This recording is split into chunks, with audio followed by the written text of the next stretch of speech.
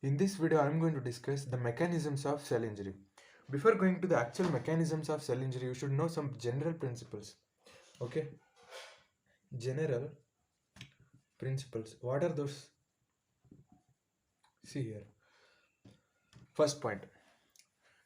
The cellular response to the injurious stimuli depends on some factors. Cellular response to injurious stimulus, right, depends on some factors. Number one, type of injurious stimuli, duration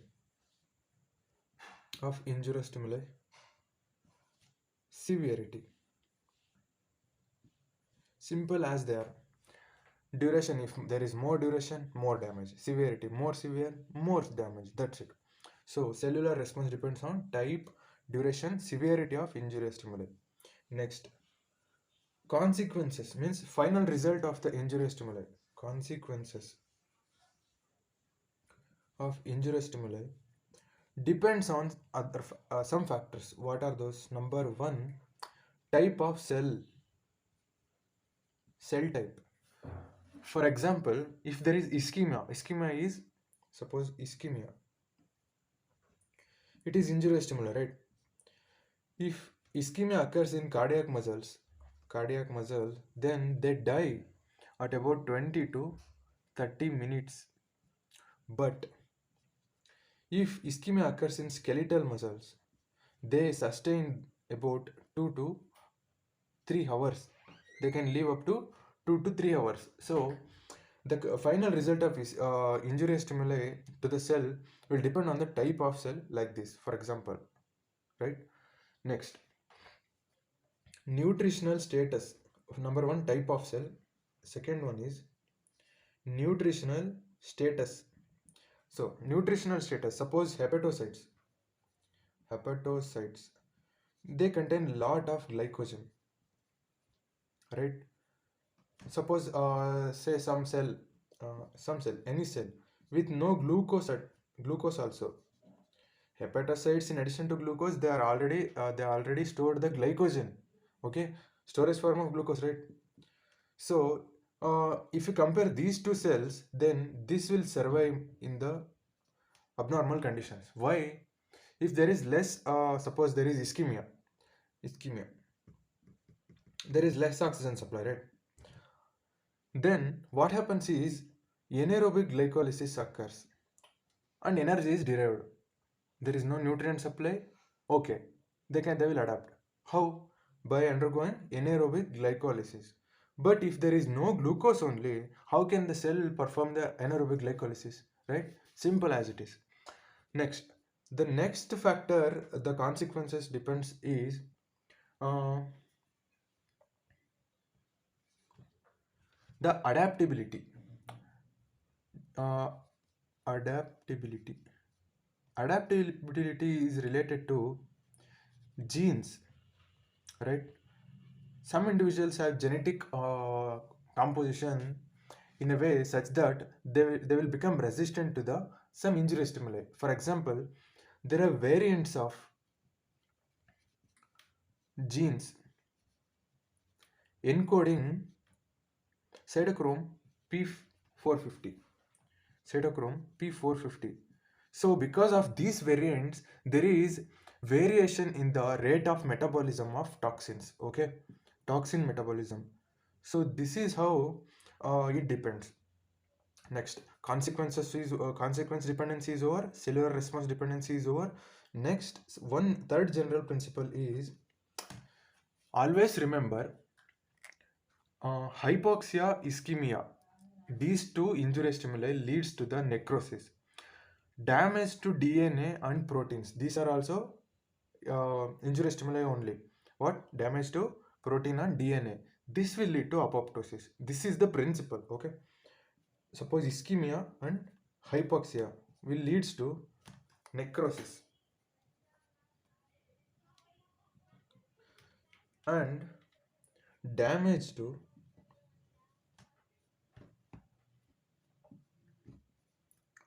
DNA and protein will leads to apoptosis.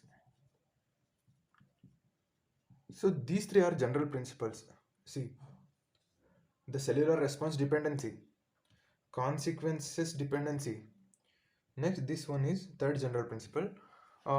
These three should be followed. Okay. Now, the first mechanism, that is the mechanism, one of the mechanisms of cell injury and cell death.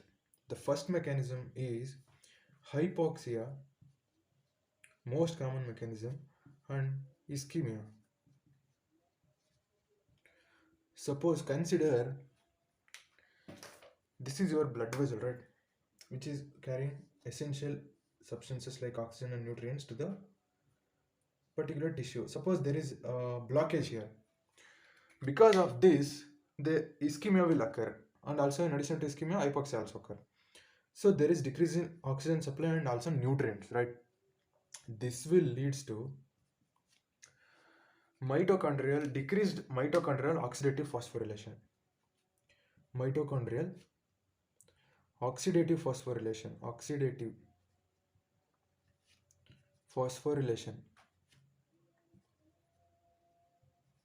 right? If there is decrease in oxidative phosphorylation, what happens? Because of decrease in oxygen supply. Because please remember, in electron transport chain, which is present in mitochondria, oxygen is the electron acceptor, final electron acceptor. Without this, nothing will happen, right? Oxidative phosphorylation is impaired. See, there is decreased ATP production. The sole intention of oxidative phosphorylation is what? Production of ATP. So there is decrease in ATP production. This will cause many other processes. For example, see here. If there is decrease in ATP production, what happens is there is decrease in activity of Na plus K plus pump. If these become inactive, what happens? Instead of efflux of Na plus and influx of K plus, the reverse process occur because of this deactivation. Increased Na plus influx, increased K plus, see, calcium influx, calcium will also enter the cell. You know, water is co-transported along with sodium ion, right? So there is increased water influx. So if water is increased in the cell, what happens? Cell swelling occurs. Of course, K plus efflux also occurs. These are the main things. If water is increased inside the cell, what happens? Cellular swelling, right? Cell swells.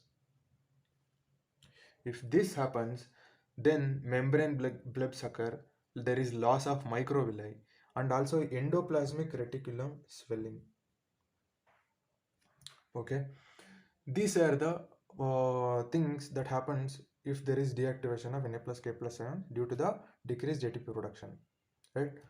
So ultimately, this will leads to some kind of injury, reversible injury. If there is, if this is corrected early, if there is no correction, then this leads to irreversible injury also. Okay. Next, this is one type. The next is there is increased because of the cellular adaptation. Cell has to survive, right?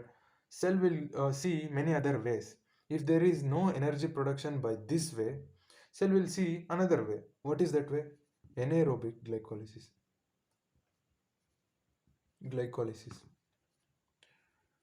Of course, this is useful, but this has demerits also.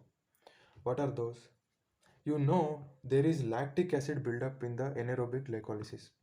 Lactic acid, increased concentration of lactic acid. This will decrease pH, right? If there is alteration in pH, what happens? Enzymatic activity cannot take place. Okay, enzymes need optimum pH, right? If there is variation in the pH, then how come the enzymes work? Simple as it is. Enzyme inhibition. Simple. So another point in this mechanism is, as I said here, there is swelling of endoplasmic reticulum. So this causes detachment of ribosomes from rough endoplasmic reticulum. detachment of ribosomes. From what? From endoplasmic reticulum. So you know ribosomes are required for the protein synthesis, right? This will impair protein synthesis, inhibition of protein synthesis. So these are the some crucial steps: protein synthesis, energy derivation. These are necessary for the cell to survive. If these are all affected, then cell will uh, couldn't able to survive. So cell injury occurs. If this injury stimuli is progressive, then that leads to cell death also. So this is the first mechanism: hypoxia and ischemia. These are the 3 points you should remember. You should know one concept related to hypoxia and ischemia. So the cellular adaptation to the hypoxia and ischemia. The cell will adapt in these conditions. So if there is mild hypoxia and ischemia, the cell will adapt. How? So this is the mechanism. See, there is one transcription factor called HIF1. What is that full form? Hypoxia inducible factor. Let me write. Transcription factor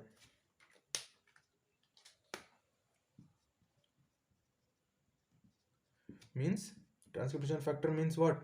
Which regulates the transcription. Transcription factor called hypoxia inducible factor 1. Hypoxia inducible factor 1, right? This is the full form. This thing, what happens is, this will lead to the synthesis of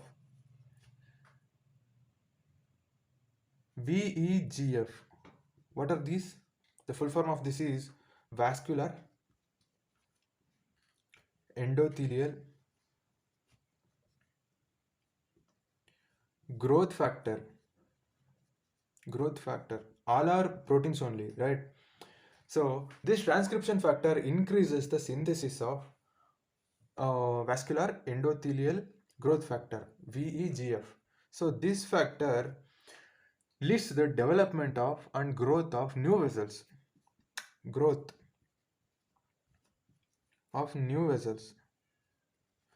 So if there are more vessels, what happens? There is more perfusion. More perfusion means more oxygen supply. So if there is mild hypoxia and ischemia, if there are more blood vessels, then these two things will compensate each other, right? This will leads to the more blood flow, leads to increased oxygen supply. So this is how the cell adapt in the mild hypoxia and ischemia situations. Now I will discuss the second mechanism after the hypoxia and ischemia, that is ischemia reperfusion injury. What is meant by ischemia reperfusion injury? Suppose consider a cell which is reversibly injured. What is meant by reversibly injured? It has experienced the ischemia in mild conditions, right? So ischemia or hypoxia, which is mild, right? Suppose if we re-establish the blood flow to this tissue or cell, let me write tissue, then what is the normal process? The cell should return to the normal condition, right? But in some conditions, there is further damage occurs. Why? These are the reasons.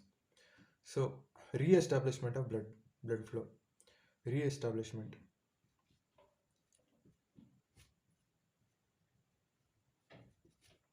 Blood supply.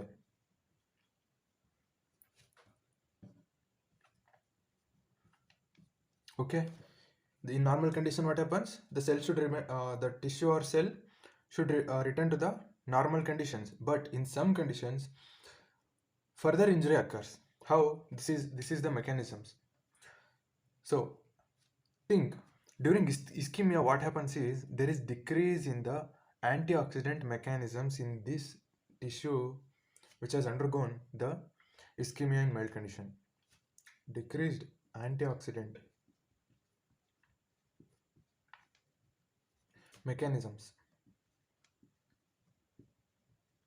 And also the mitochondria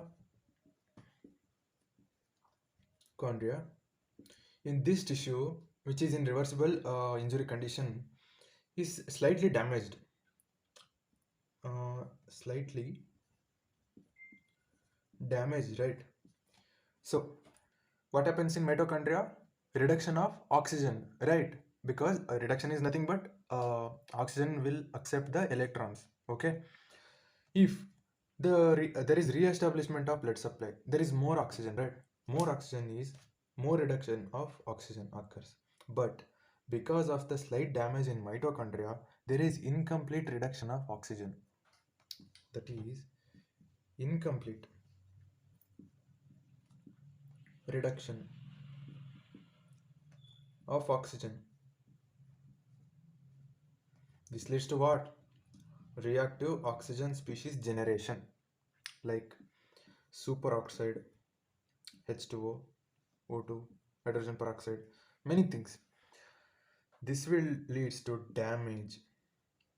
This will cause lipid products peroxidation and plasma membrane damage. Many things will occur. Okay. So already antioxidant mechanism has been inactivated due to the ischemia. If these enter cell, what happens? This condition aggravate. That is injury further goes to high level. Next. So mitochondria antioxidant mechanism over. If there is reperfusion, there is entry of leukocytes. These leukocytes purpose is to destroy the microbes and foreign materials, right? But they can also damage tissue by their products. Okay. So ischemia reperfusion injury occurs by these. Okay, simple. Now the third mechanism of cell injury and cell death is the oxidative stress. So what is meant by oxidative stress? See, uh, in cell what happens is there is a perfect balance between production and removal of the reactive oxygen species. So this is solely related to the reactive oxygen species, right? Oxidative stress. So in cell, balance between there is balance between what? Production and removal. And removal. If this balance is altered, then there occurs the oxidative stress, right? So before going to the oxidative stress actual injury, I will discuss how the reactive oxygen species are produced. ROS production. How they are produced. Suppose there is radiation or reperfusion, as I discussed previously. Fusion. Or some toxins like carbon tetrachloride, CCl4 toxins. These will somehow damage the mitochondria. Okay. So this is your mitochondria. And they will damage mitochondria partially. Okay. What is the purpose of mitochondria? The presence of ETC. In ETC, what happens? There is reduction of oxygen. Oxygen is the terminal electron acceptor in the ETC, right? So the reduction process will not occur properly. There is incomplete reduction of oxygen. So that leads to incomplete reduction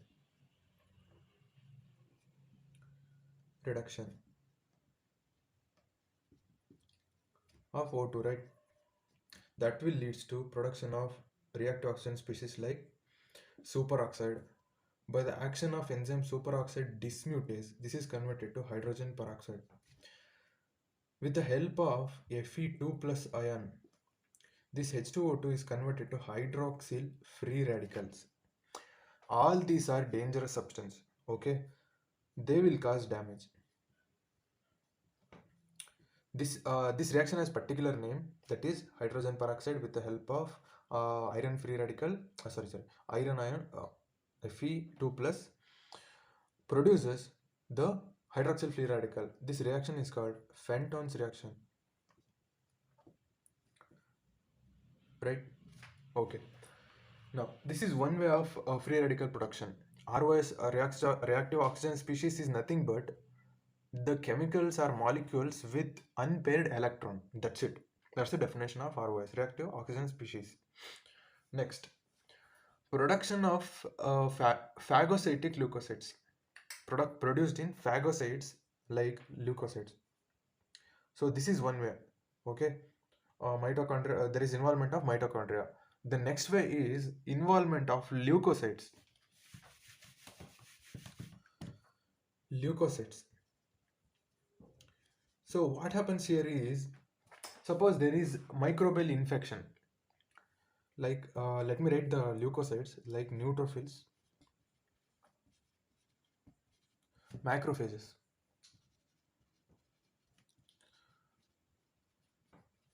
In infection of microbes, if suppose there is an infection, what happens? This will go there, and they have this reactive oxygen species mechanism to fight against those microbes.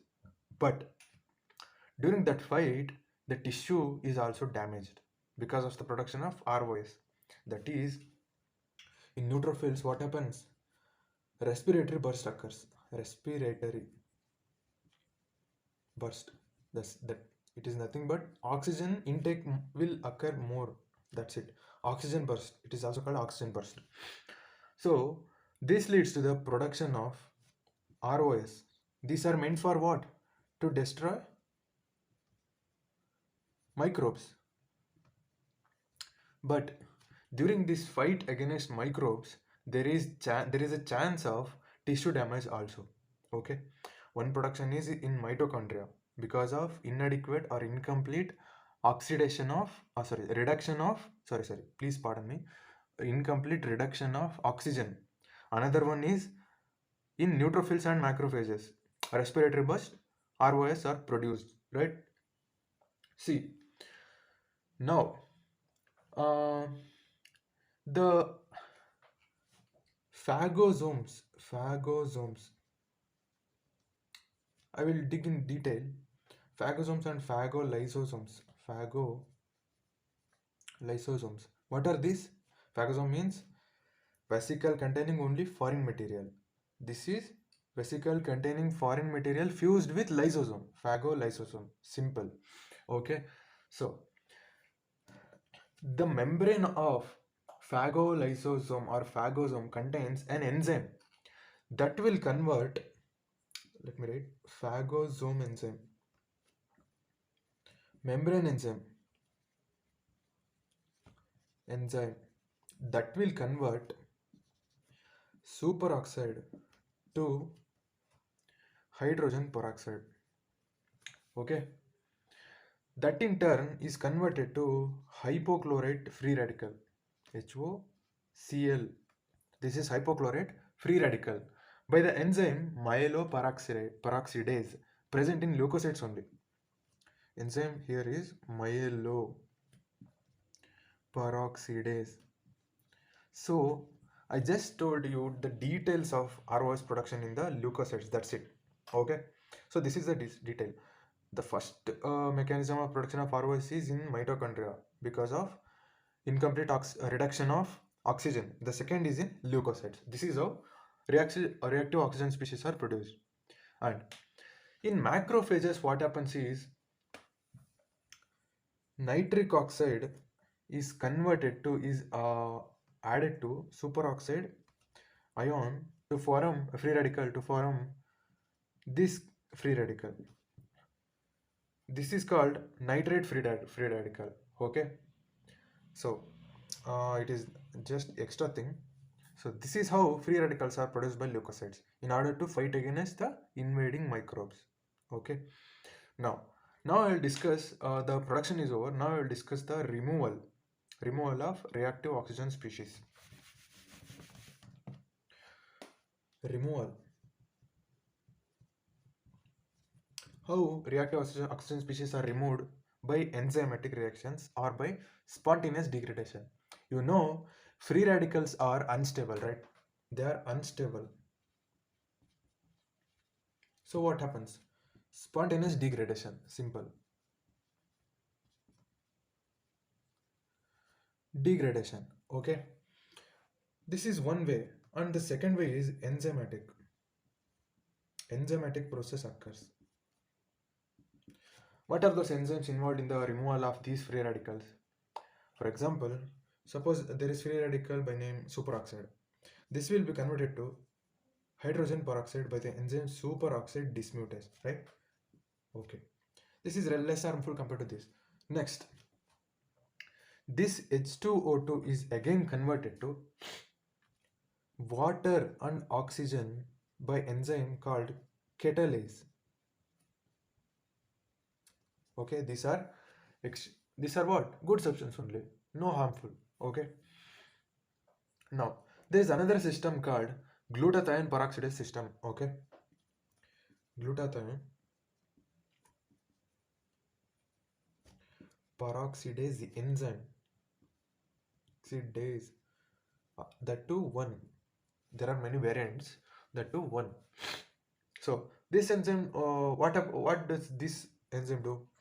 See, GSH. This is a reduced form of glutathione peroxidase that will combine to peroxide, hydrogen peroxide.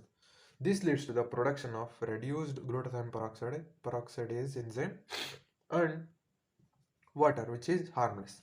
Okay, this is the way the hydrogen peroxide is converted to water by glutathione peroxidase enzyme 1. Okay, now see the ratio of reduced and oxidized glutathione peroxidase in the tissue or in the cell gives some idea about the oxidative state of the cell. Okay, whether it is in danger or not. Okay, they will see this ratio. It's an important ratio. Okay, now this is how reactive oxygen species are removed from our body. I have discussed the production and removal of reactive oxygen species. Now the main concept is how these reactive oxygen species damage or cause death. Okay, suppose this is reactive oxygen species. It's by two mechanisms, right? These reactive oxygen species, what will they do is, plasma membrane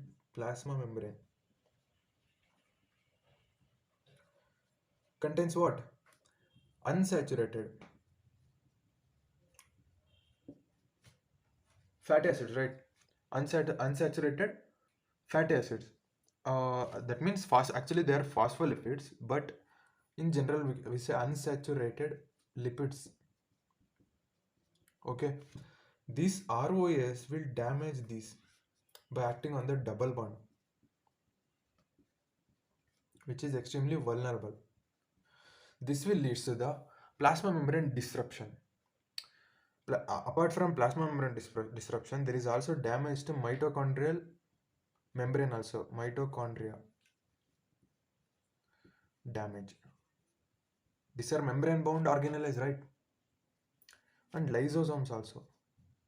Lysosome is an extremely dangerous guy. If this is ruptured, what happens? There is leakage of enzymes. Leakage of enzymes leads to what? Necrosis. This is one way of cell death. Next way. See, these reactive oxygen species promote sulfhydryl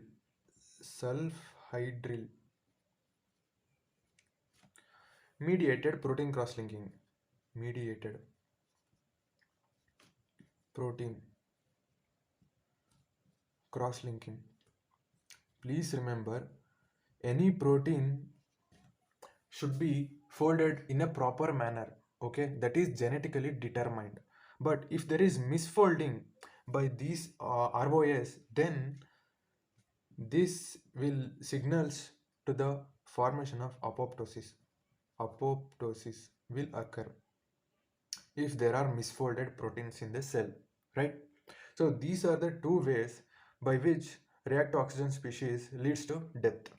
Now, next mechanism is by toxins. That is toxins. So, These toxins are maybe environmental substance, mental toxins or substance, chemicals, or by produced by pathogens. Ultimately, the cell undergo necrosis if it is injured by toxins. Necrosis. Okay. Now, there are two types of mechanisms by which toxins injure the cell and cause death. Okay. One is by some toxins are directly active. Direct action of toxins. Acting toxins. So these type of toxins, what will they do is they attach to the some important important molecule or organelle, intracellular organelle. So for example, mercury, Heg. So this is a heavy metal. In contaminated sea, you can contaminated seafood. Seafood. If you consume this type of food, mercury will enter your body. What will mercury do? It combines with the sulfhydryl group of various membrane protein. Okay, mercury will combine to the membrane protein, bind to the membrane proteins. Okay, so what happens?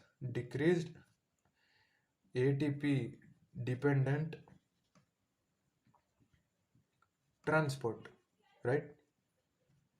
Because membrane protein function is what? For transportation, right? Function of membrane proteins are to transport substances. So, and those some are dependent on ATP. So there is inhibition of this transport. Next, there is increased permeability. You know, plasma membrane is selectively permeable, right? Because of this binding of mercury to the various membrane proteins, which regulate the permeability of the cell membrane, this leads to the increased permeability or varied. Actually, permeability varies. Okay, in general, there is increase in permeability. Increase in permeability means what? What happens? Increased water intake. If intracellular water accumulation occurs, what happens? Cellular swelling. Cellular swelling, ultimately these two leads to damage. Okay, this is one way, direct acting toxins. There is another way also by which toxins damage. For example, the another way is latent toxin. These are intrinsically inactive. In their original form, they are actually inactive. When they become active is when they are metabolized and they become reactive metabolites, toxic metabolites. And further damage, causes damage. For example, CCl for carbon tetrachloride. This is metabolized in liver. This leads to the production of free radicals, reactive oxygen species. Let me write ROS. Free radicals are nothing but reactive oxygen species. So what will reactive oxygen species do? They cause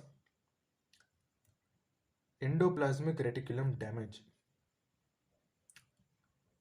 of hepatocytes.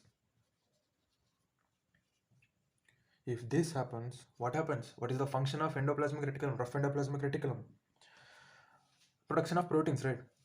Among those proteins, important ones are apoproteins. These apoproteins are not produced. These are essential for what? Mobilization of triglycerides. This will combine to triglycerides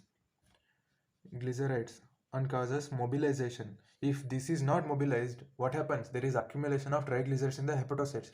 That leads to a disease called fatty liver.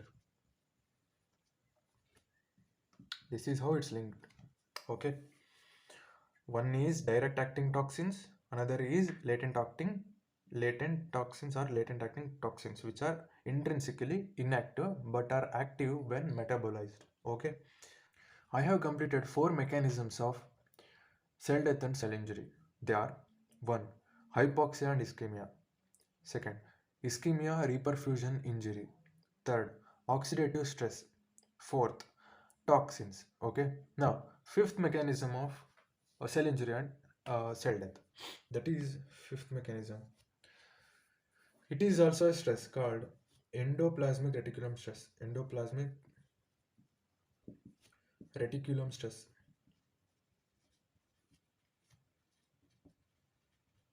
Okay. What will this endoplasmic reticulum do? Synthesis of proteins, right? So suppose this is your phospholipid bilayer membrane of endoplasmic reticulum. You know endoplasmic reticulum is a membrane bound organelle. Yeah. Now this is lumen. You know the endoplasmic reticulum is involved in the protein synthesis. So there are sensors in this membrane. These are called kinase IRE1. Okay, these are the sensors. Sensors of what? Sensors of misfolded proteins. Okay. Suppose there are mild less number of misfolded or unfolded proteins. Okay, in the lumen of the endoplasmic reticulum. This will sense. This sensor will sense those. This will in turn do what? It will cause 3 mechanisms. One is increased chaperones. You are thinking, what are chaperones? Please remember, chaperones are the ones which causes the actual perfect foldings of proteins. Okay. In the absence of chaperones or a decreased number of chaperones, there is misfolding or unfolding of proteins. Okay. If there are mild number of unfolded proteins in the lumen of the endoplasmic reticulum, this kinase IRE1 senses those. Okay, that will cause the increased production of chaperones. Next, decreased protein production, synthesis, and also increased protein degradation, which are misfolded protein degradation.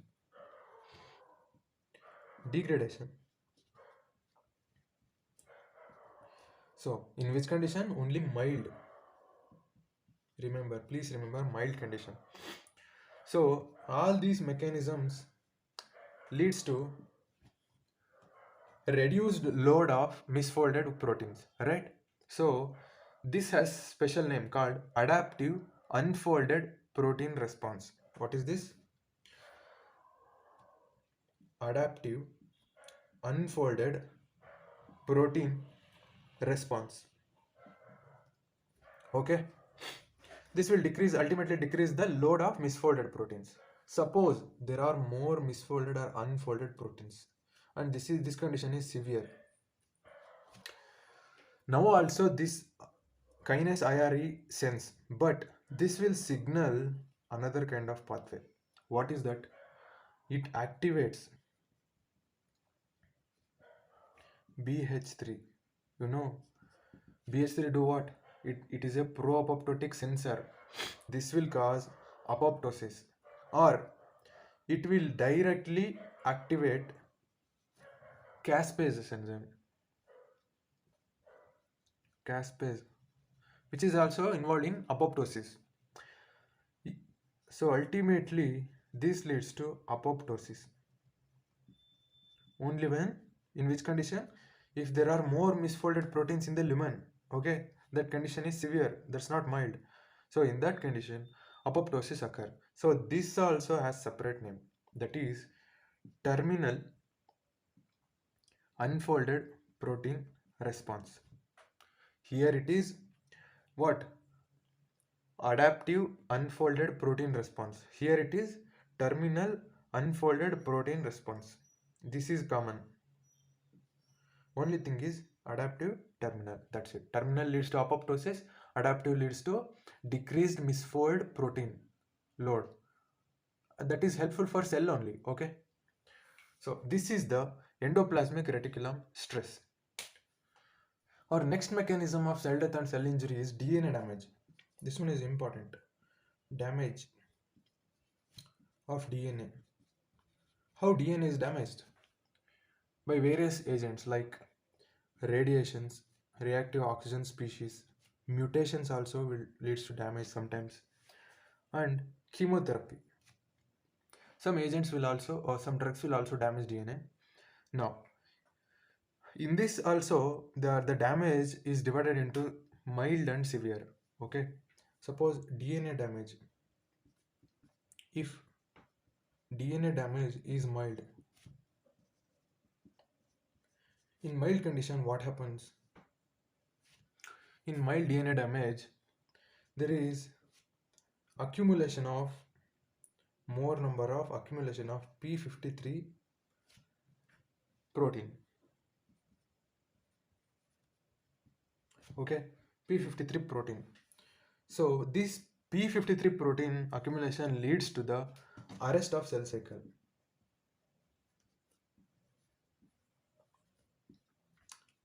At G1 phase. Why? What's the purpose of arrest? Because if there is less mild damage to the DNA, it has to be repaired before the replication, right? Before replication, it has to be repaired. That's why the cell will arrest and repair process takes place. Allows repair,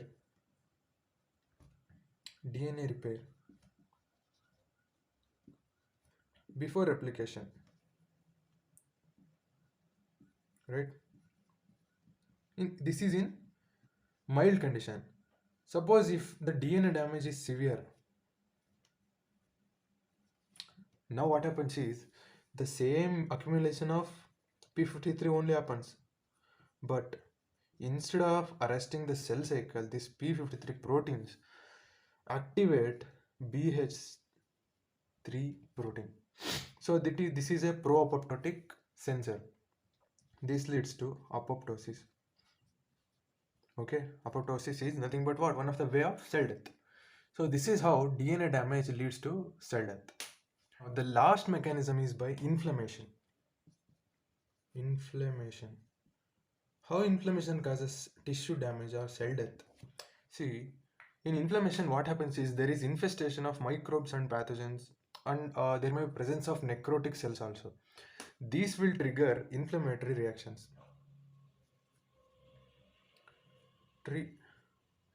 Reactions. Okay, what are those triggers? Microbes, pathogens, necrotic cell, etc. Okay, this inflammatory reaction, what happens? Neutrophils, macrophages, lymphocytes are involved. Okay, neutrophils, macrophages are involved, right? They, in order to fight against microbes and pathogens, they secrete products for microbial destruction. But these products, secreted products, are detrimental to tissues also. Simple common sense. If these products are able to kill the microbes, then they are able to kill our cells also, right? There is some damage to tissue also.